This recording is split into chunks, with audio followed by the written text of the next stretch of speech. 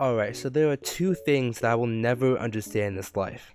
One, why people think sexy red is hot, and two, why so many people shit on Tokyo Revengers saying it's bad for reasons that are just fucking unknown. To prove this blasphemy wrong, I'm gonna go ahead and review season 1 and show y'all it's not as bad as people say it is. So the story starts off with our MC Takamichi Hanagaki learning that his ex-girlfriend Hinata Tachibana and her little brother Naoto Tachibana were killed by a gang called the Tokyo Maji Gang, or Toman for short. Shortly after, a mysterious figure pushes him onto the train tracks where he's transported over a decade into the past. He wakes up in his teenage body and looks in the mirror, and he just realizes, damn, I actually let myself walk out the house like this. Like, me personally, I'd rather die than actually look like that, and y'all already know what I look like. Anyways, he ends up encountering young Naruto, tells him from the future, and warns him about him and his sister's fucked up death. They shake hands, and Takamichi gets sent back to the present, where Naruto's alive, but Hina's still dead.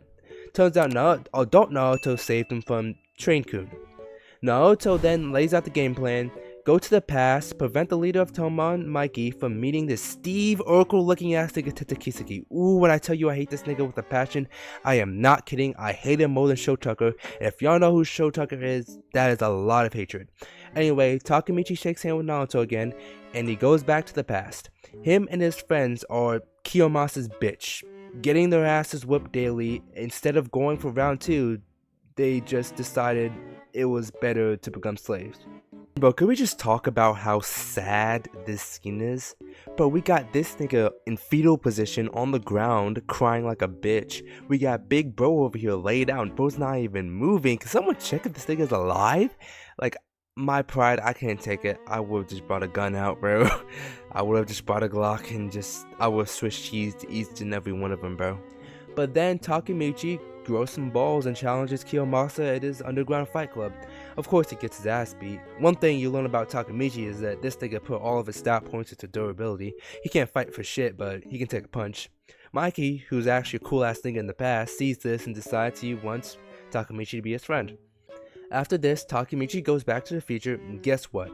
It's revealed that his homeboy Akun is the one who slimed him out at the train tracks. Fake ass nigga. On top of that, Mikey is missing, Draken's dead, and then fake ass homeboy Akun decides to take a swan dive off the roof of a building.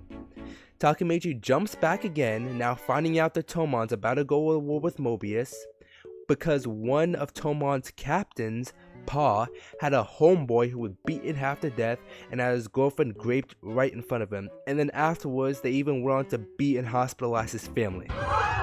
Like, damn. What did this nigga do to deserve all that? Takamichi tries to talk Mikey out of the war, fails miserably. Mikey shows why he's the leader of Toman by knocking out the Mobius commander, out with one kick. He knocked him out with one kick. Let me tell y'all something. Mikey is the leader of Tokyo Maji Gang because he is the strongest. You remember that tall, buff looking nigga that was walking with him before the crash Kiyomasa's little fight club, Draken? Yeah, Mikey could beat his ass any day of the week. Anyways, while he's unconscious, Pa decides to stab bro to get his get back, which, not gonna lie, I low-key feel was a valid crash out. At the festival, Kiyomasa's punk ass is plotting to get his revenge on Draken for gut checking him earlier. Takamichi finds out, tries to stop it, a fight breaks out again, and then Draken gets stabbed. Now Takamichi, motivated not just by saving Hina, but because him, Mikey, and Draken are really good friends now. He carries Draken to the hospital. On the way, he gets his get back on Kiyomasa, choking him out. Toman wins the war, Draken survives, and the course of the future changes. Takamichi returns to the future. Guess what? Hina's alive. They link up, and I just like one question: like, why would he dump her in the first place? Like bro, like, he's not a good-looking dude, and look at her. Like, he's not gonna pull anything better. Anyways, they link up. He leaves in a car for a few minutes, go use the bathroom, runs into this crusty ass nigga Hanma, who says,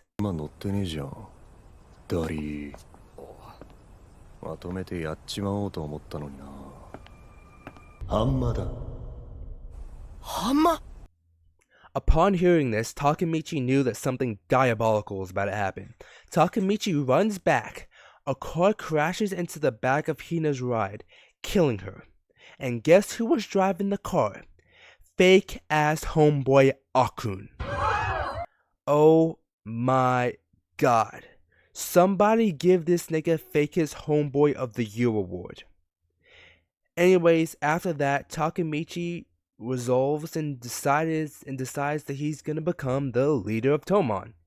Yeah, good luck with that, buddy. Then it's realized that Draken is on death row. And remember when I told you that this ugly ass Steve Urkel looking nigga Kiseki was an evil bastard? Yeah, well, let me make something clear. Everything bad in this series is his fault. When I say everything, I mean everything. He ordered Ina to be killed. He orchestrated Toman vs. Mobius conflict. He manipulated Mikey into thinking he could get Paul out of jail and got Draken to kill for him. He's like an ugly tan version of Aizen. Draken even says that the only thing he regrets is not killing Kiseki, and you know what? I 100% agree with you, my brother. Takemichi goes back, and guess what? Mikey makes Kiseki a captain. Outraged, Takemichi swings on this nigga in front of the entire gang.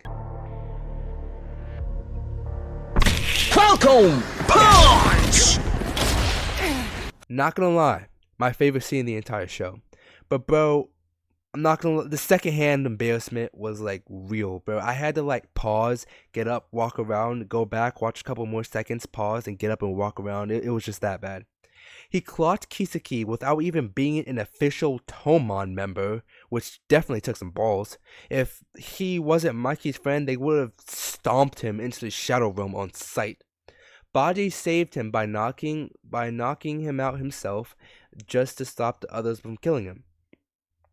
Turns out Baji left Toman to join Valhalla, but he's only doing it to expose Kiseki's snake ass. Takemichi teams up with Shifuyu, who is one of the realest ride-or-die niggas in the entire series, and they figure this out together. Now it's time for Bloody Halloween, the Toman vs. Valhalla conflict. Toman is outnumbered and losing. Mikey gets jumped with a pipe, then Kazutora with his dumb-ass villain speech says, 人を殺すのは悪者でも敵を殺すのは英雄だ What? Bro, that has to be the most brain-dead villain speech I've ever heard in my entire life. Like, that doesn't even make any sense. But here's a quick backstory. Kazutora was one of Toman's founders. On Mikey's birthday, he wanted to steal him a bike. They broke into a shop when an employee pulled up. Kazutora smacked him in the head with a wrench and killed him. That employee turned out to be Mikey's older brother, Shinichiro, who was going to give him the damn bike himself for his birthday. Kazutora lost his damn mind after that and decided Mikey had to die. Mikey gets up after being rocked, headbutts the dude behind him, picks up this fat ass nigga with one leg, and roundhouse kicks Kazutora while that fat ass nigga is still attached to his leg. By my calculations, with how fat that dude looked, he looked at least 220 pounds. Mikey needed at least 1,500 pounds of kick force to pull that off. With the velocity of his kick and the amount of force behind it, at least 1,500 pounds. And based on future feats, Mikey's max kick force is closer to about 3,000 pounds. A random Valhalla dude tries to jump him. Of course, Steve Urkel shows up, fake saving him, acting like he didn't plan the whole thing. Then Baji comes out of nowhere, clocks Kiseki in the head with a pipe. Second best scene in the entire show, by the way. But then Kazutora's rat ass stabbed him in the back because Hanma told Baji that he was gonna betray him. I know that shit was set up by Kiseki, 100%. Baji, knowing that he's about to die, pulls off the coldest move ever, fights through a dozen dudes with a crowbar just to get close enough to kill Kiseki, but plot armor fucked him. Before he dies, Baji tells Takemichi Kiseki is the enemy. Duh, no shit. And that Takemichi needs him to And that Takemichi reminds him a lot of Shinichiro, Mikey's older brother, the one that Kazutora off for no damn reason. Anyway, battle's over, Toman wins, Kazutora turns himself into the cops for Baji's murder, Toman and Valhalla merge, Hanma becomes the 6th Division captain, Takemichi gets promoted to 1st Division captain, even though this nigga still can't fight.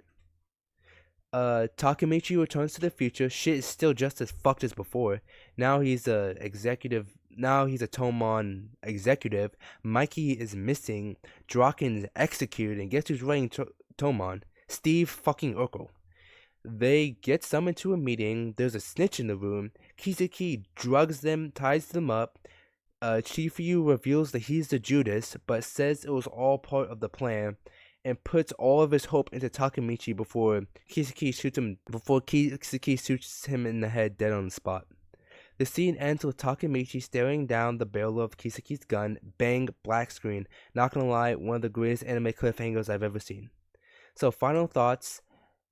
Anyone who says Tokyo Avengers is bad is completely full of shit. This show is one crazy and unexpected moment after the other. If you actually made it this far, go ahead and leave a like.